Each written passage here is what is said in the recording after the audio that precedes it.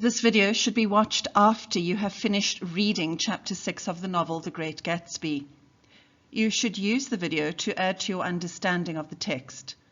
I advise you to make notes and annotations as we work our way through this commentary on Chapter 6. Possibly the key sentence in this chapter is this one. The truth was that J. Gatsby of West Egg, Long Island, sprang from his Platonic conception of himself. You probably recognize the name of Plato and will remember that he was a Greek philosopher. Platonic is the adjective used to describe his philosophy of relationships and love. It alludes to Plato's belief that love between people could be so strong as to transcend physical attachments. And when used to describe Gatsby, the meaning is significant. Gatsby is able to create a version of himself that does not have physical attachments. Before we get into an analysis of Chapter 6, it would be good to pause a moment and reflect on Plato's allegory of the cave.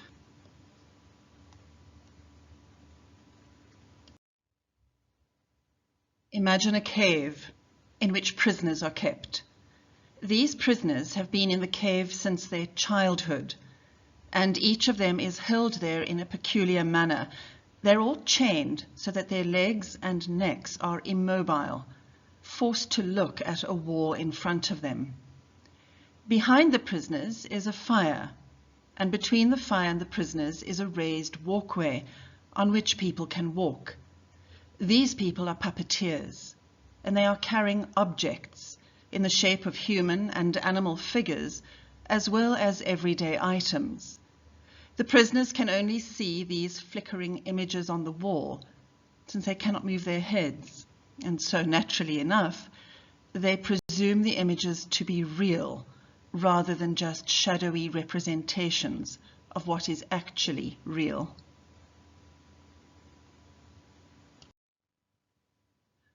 What if one of the prisoners were to be freed and made to turn and look at the fire? The bright light would hurt his eyes, and even in turning back to the wall and its flickering images, the prisoner couldn't help but notice that they weren't real at all, but only shadows of the real items on the walkway behind him.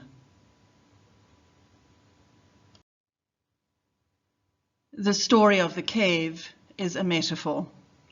In Plato's allegory, a philosopher is the prisoner who escapes and sees the light and thus understands reality.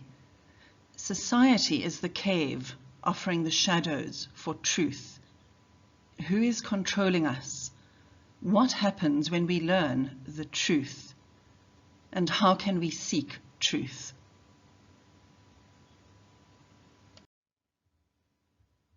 Can you see the connection to J. Gatsby? This man, this prisoner who was fixated on a light, a green light, in a futile attempt to gain control of an illusion, a relationship with Daisy. He never seems to realize that he's chasing shadows. Where in the cave is Gatsby? Who's this, chained and staring at the shadows? Where are Daisy, Tom, Nick, and even the author Fitzgerald in this cave? It's obvious that the green light represents this illusion, this light outside Gatsby's metaphorical cave. When you make the connection between Plato's allegory and Gatsby's quest for what is represented by the green light, there's a sense of foreboding. It's unlikely that Gatsby will ever find the light that he seeks. Let's get back to Chapter 6 and learn more about Gatsby's background, his actual background.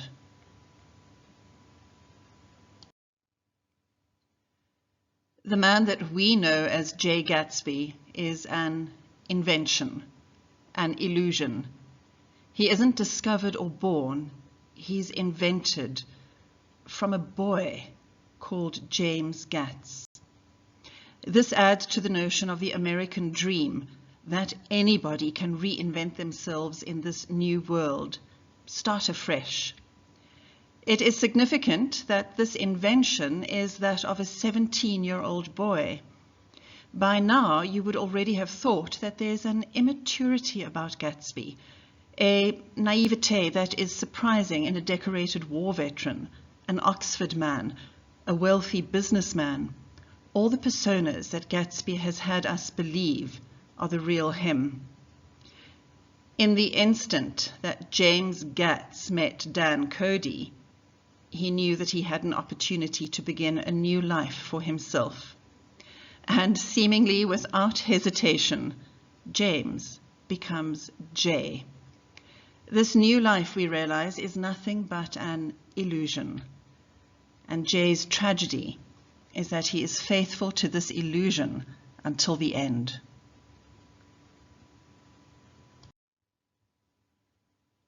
So where does Jay Gatsby come from? As a young James Gatz, he completely dissociated himself from his parents and from the world of his parents. They would have been poor, simple folk just getting by financially as subsistence farmers. For their young son, there was no prospect of better times. The young James Gatz leaves home, wearing a torn green jersey and canvas pants. There's the clothing imagery again. This is the same man who wore a silver shirt and a gold tie when he arranged for that tea date in Nick's home, you'll remember. It's the archetypal approach to the American dream. The dreamer cuts off everything from the past, everything that you think holds you back, in order to gain everything in the future, thus ensuring your success. This sentence is also significant. Actually, in this novel, there are no unimportant sentences. Gatsby is described as a son of God, not the son of God, but a son. There is initially a sense here that his fortunes have turned, that he's favored. But the adjectives vast, vulgar, and meretricious mean huge, tasteless, and without merit. You could argue that this is foreshadowing, that we are being informed that Gatsby will waste a large portion of his time and efforts chasing something that is huge, tasteless, and without value or integrity.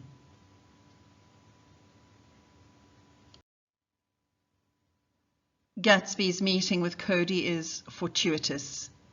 He's able to ingratiate himself with Cody, becoming more than just a deckhand. As with all of Fitzgerald's writing, every detail here is important. The industrial city of Duluth had been growing rapidly in the early 20th century, attracting many European immigrants. By 1920, 1/3 of its population was foreign-born, with immigrants from all over Europe.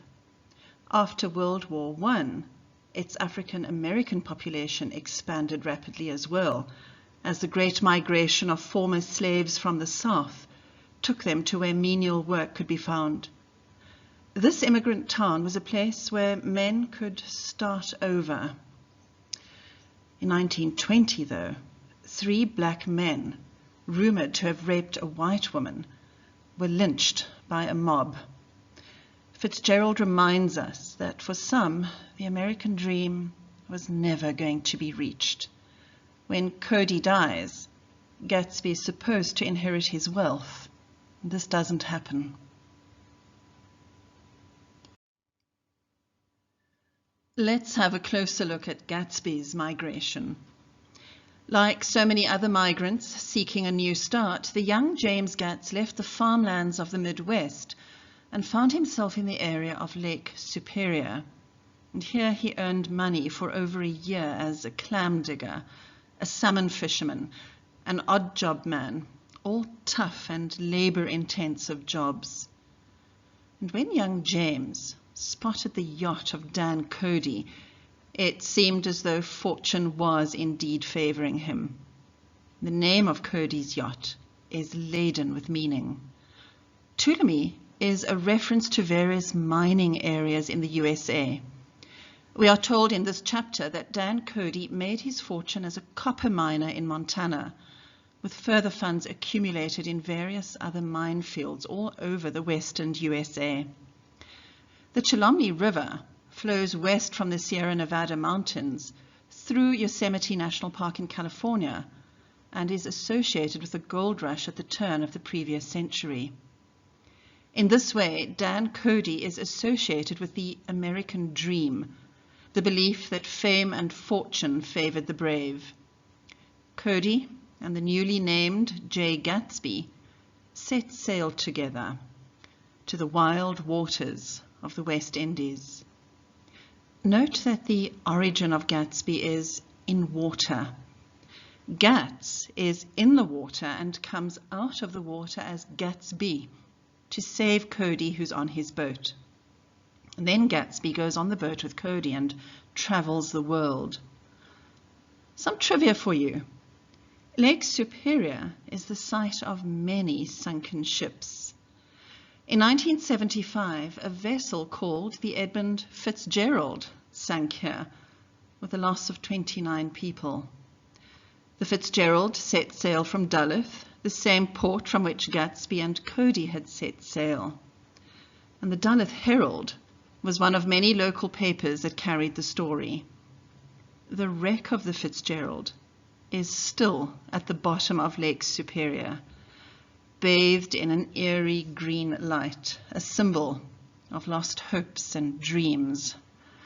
Tragically ironic, don't you think?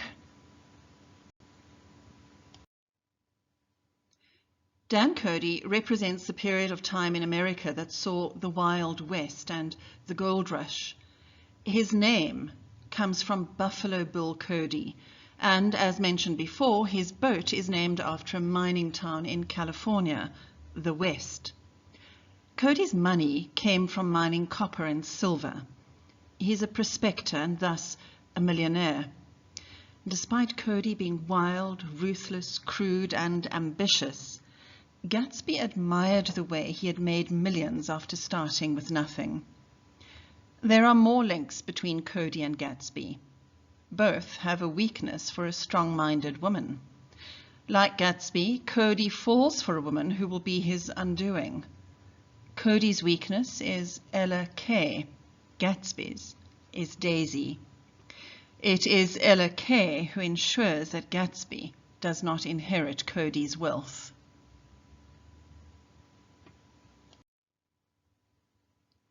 The references to Ella Kay are intriguing. She appears to have been the last in a long line of women who were after Dan Cody, or Dan Cody's wealth, what you would call a gold digger. She's a newspaper woman, we are told, in other words, a journalist. And she's compared to Madame de Maintenon. This is a reference to the unofficial second wife of King Louis XIV of France. I advise you to do some Google searching to discover more about this fascinating woman, who, after King Louis XIV died, lived very comfortably off his wealth. You can see why Fitzgerald made use of this historical allusion, can't you? It appears that J. Gatsby embraced life on Dan Cody's yacht. He was young and fit, but he was not a man at peace with the world. And have a look at his approach to women. These lines are not very complimentary about Gatsby. He viewed women with contempt, judged them, used them. He was, Fitzgerald writes, completely self-absorbed. The sentences underlined in green are some of the most quoted lines from the novel when evidence is needed to write a character sketch about J. Gatsby. This is a man who's troubled, who's never satisfied with what he has. His dreams are haunted by grotesque and fantastic conceits. Look at the adjectives here. Constant, turbulent riot and grotesque and fantastic conceits. These adjectives link to the description that follows of a clock ticking and the moonlight shining on his tangled clothes. Clocks? tangled clothes. That imagery, clocks and clothing, should remind you of the day that Jay and Daisy met for tea and the tour of Gatsby's home. Ah, yes, Daisy. Do you remember Daisy's maiden name? Fay. The word fay means fairy. When Gatsby was a boy, he used to dream that his life was founded on the security of a fairy's wing, which we recognize as something tenuous, flighty, impermanent. His life, his dreams, are a blurring of reality and unreality. You'll agree that this short extract has everything: characterization, symbolism, imagery. We can only admire Fitzgerald's genius writing skills here.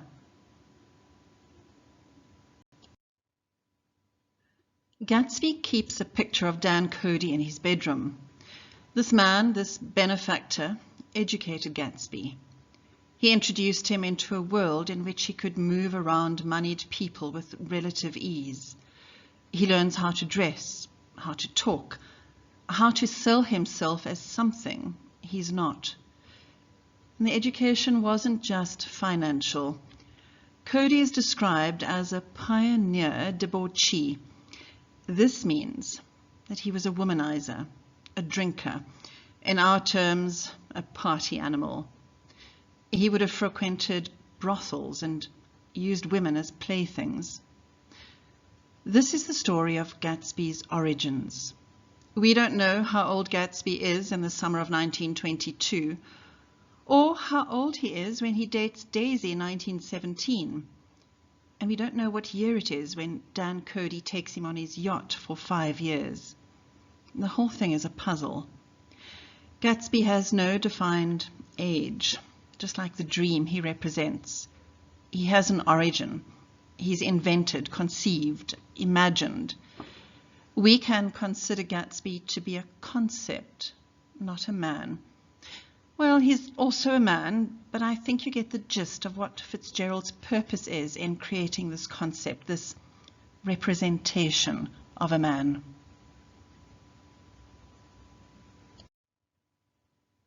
Do you remember the chart that we designed in Chapter 4, when we tried to make sense of the stories swirling about our protagonist, and we tried to figure out what was true and what wasn't?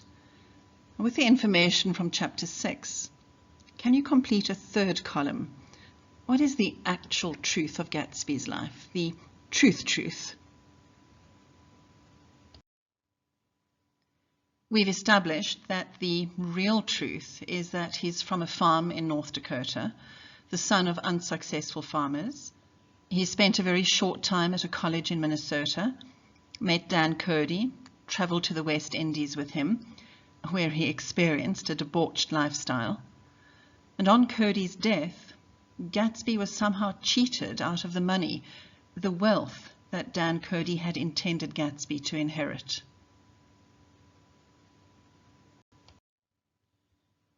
Some more trivia for you. In the original manuscript, Fitzgerald had the story of Gatz come in Chapter 8, near the end of the novel. But it was his editor, Maxwell Perkins, who told Fitzgerald that no one would bother to read to Chapter 8 if he didn't tell us more about this man, Gatsby, sooner rather than later. Now, if you're interested in the genesis of this incredible novel, I recommend that you read the correspondence between Fitzgerald and his editor, or read the biography of Max Perkins, whose foresight and intuition are probably the reasons why we are studying this novel today, more than a century after it was published.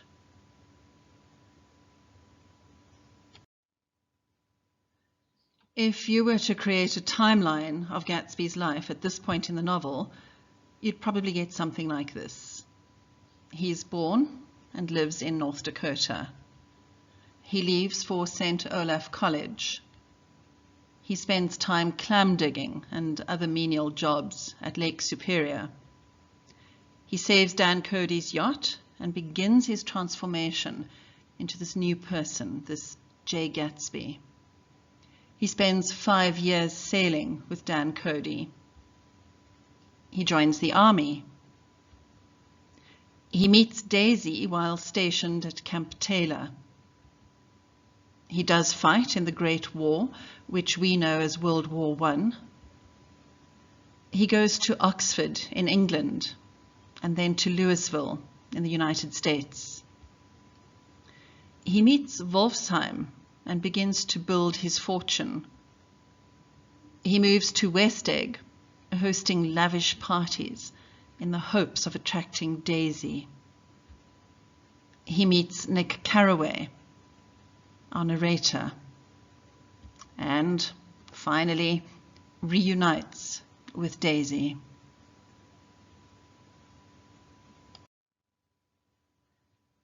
On an average afternoon, Tom and his friends show up at Gatsby's house on horseback. The whole encounter is strained because Tom and his friends snub Gatsby the whole time. And Gatsby, despite feeling awkward about Tom being there, is still hospitable, just as he was taught by Dan Cody years before. Gatsby seeks their approval to no avail. And we also have a moment to judge Tom unfavorably, and this moves the plot forward to a confrontation between Tom and Gatsby. Tom is so uncouth, but now that he knows of Gatsby, he sets in motion the final conflict for the end of the novel.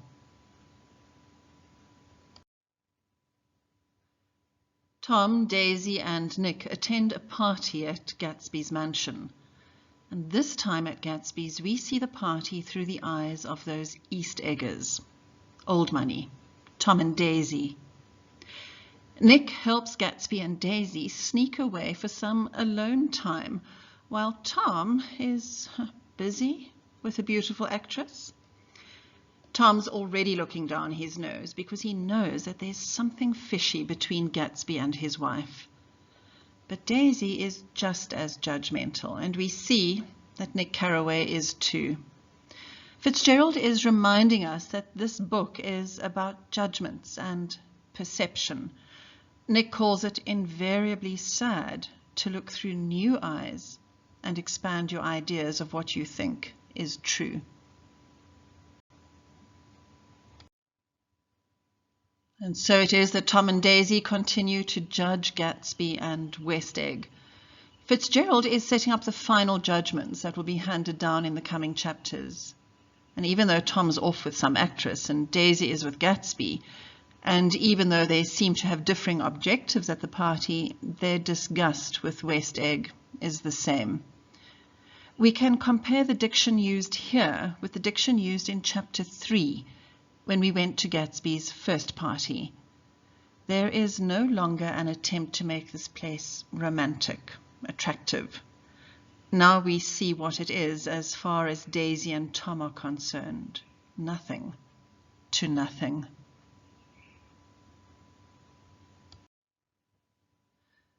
The facade and romance of Gatsby's has faded completely.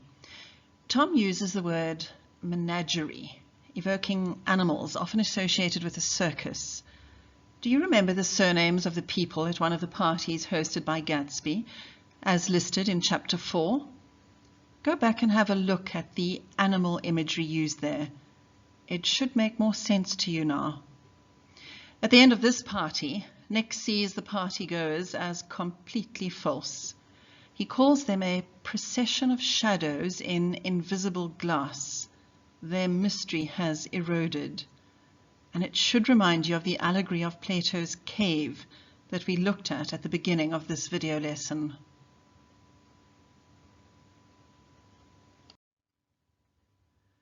Once again, Daisy's voice is sending out a trance-inducing invitation to Gatsby.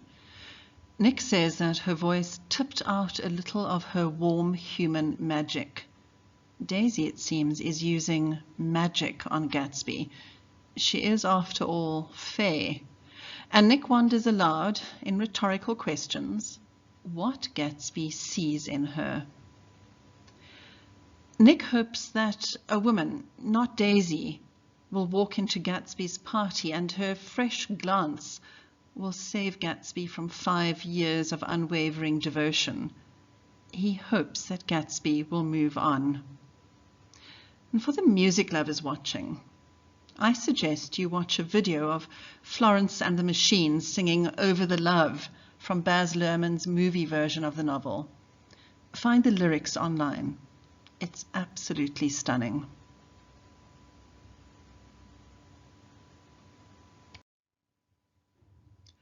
After the party, Nick and Gatsby talk about Daisy. Look at the diction of this paragraph. Lingered, inevitable, black beach, extinguished. More than ever, the language being used is increasingly foreboding. The inevitable swimming pool is ominous, considering what happens at the end of chapter 8.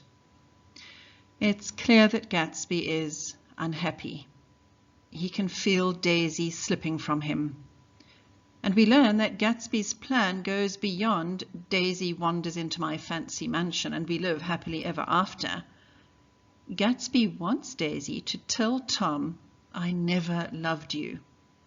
His fantasy is about rewriting his past and eliminating Tom altogether.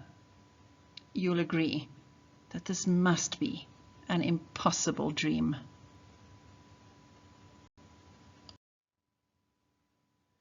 This is the cornerstone on which this book is built. You can't repeat the past. The conflict comes from a character who believes wholeheartedly that one can, maybe not repeat, but repair his past. Gatsby is a prisoner to nostalgia, the pain from old wounds. Nick says that he wants to recover something he lost, not just Daisy, but some idea of himself. His plan isn't just about getting Daisy back, it's finding himself again.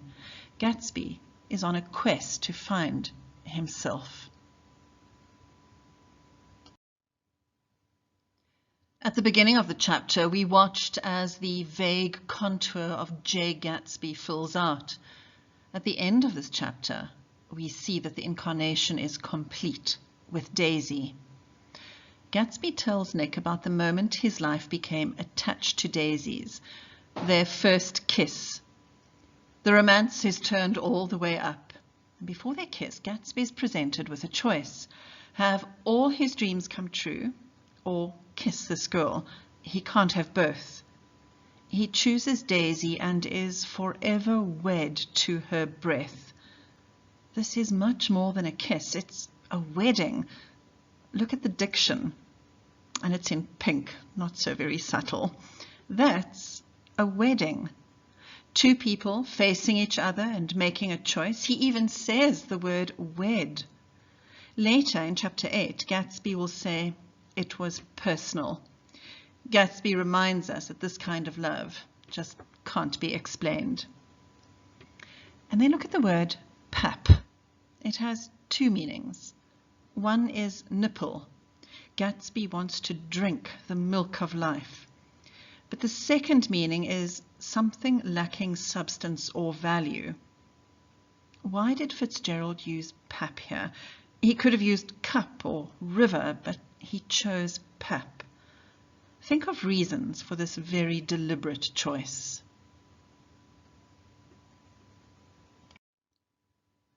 Nick listens to the story, and he's reminded of something. Look at his description. Sentimental, an elusive rhythm, lost words from long ago. Or how about a scene in which two other lovers kiss and promise to wed one another? Juliet said, "This bud of love by summer's ripening breath may prove a beauteous flower when next we meet." That's from Act 2, Scene 2 of Romeo and Juliet, the archetype for all first kisses in literature. And did you note the references to a bud, a beauteous flower, maybe a daisy? But Nick also says that he was going to say something, but doesn't. The reference to dumb mouths being open is an allusion to Antony's speech in Shakespeare's play, Julius Caesar. Here, Antony is promising a curse upon the men who stab Caesar. Fitzgerald is using two famous Shakespeare plays, A Tragic Love Story and a tragic story of friendship and betrayal and revenge. He's pairing them here in a way that doesn't bode well for anyone in this novel. If Nick could remember the story of Romeo and Juliet, he'd recall that first and foremost, the lovers die. He might warn Gatsby of this. The tragedy is a prophecy, but Nick doesn't say a word, and the moment is gone forever. This was Nick's moment to save Gatsby, but he doesn't say anything, and thus proves you can't repeat the past. And something to think about. If Nick had tried to warn Gatsby, do you think Gatsby would have listened to him? It's clear to us as readers that Fitzgerald is steadily working up to a climactic confrontation between Gatsby and Tom Buchanan.